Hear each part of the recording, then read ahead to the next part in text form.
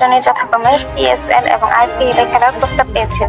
IPL এ মুস্তাফিজকে দলে পেতে চেয়েছিল ক্যাপিটালস এবং পিএসএল এ শাকিবকে দলে পেতে আগ্রহী শহর কালান্দার্স।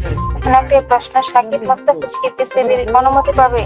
গতকাল সন্ধ্যার পর থেকে জল্পনা কল্পনা ও নানা গুঞ্জন। আজ সকাল হতে জানা গেছে বাংলাদেশ ক্রিকেট বোর্ডে অনুমতি চেয়েছে, সে দিয়েছে সাকিব আল হাসান ও মুস্তাফিজুর রহমান। আরব আমিরাতের বিপক্ষে 2 ম্যাচের টি-20 সিরিজ খেলতে বাংলাদেশ দল এখন অবস্থান করছে।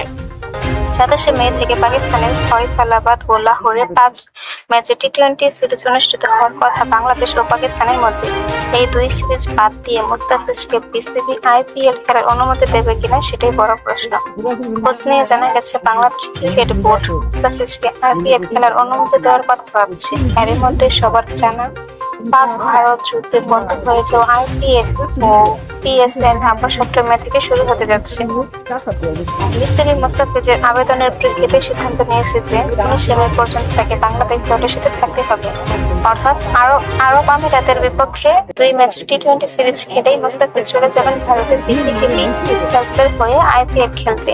দিল্লি ক্যাপিটালসের আইপিএল এর পর্বে আরও 3টি ম্যাচ বাকি আছে। যতদূর জানা গেছে 3টি ম্যাচই 25 মে এর মধ্যে শেষ হয়েছে। অর্থাৎ 27 তারিখ ফয়সালাবাদে পাকিস্তানের বিপক্ষে প্রথম টি-20 ম্যাচের আগে আইপিএল খেলা শেষ হয়ে যাবে মুস্তাফিজের। সে কারণে বিসিবি তাকে এনওসি দিতে নীতিগতভাবে সম্মত হয়েছে।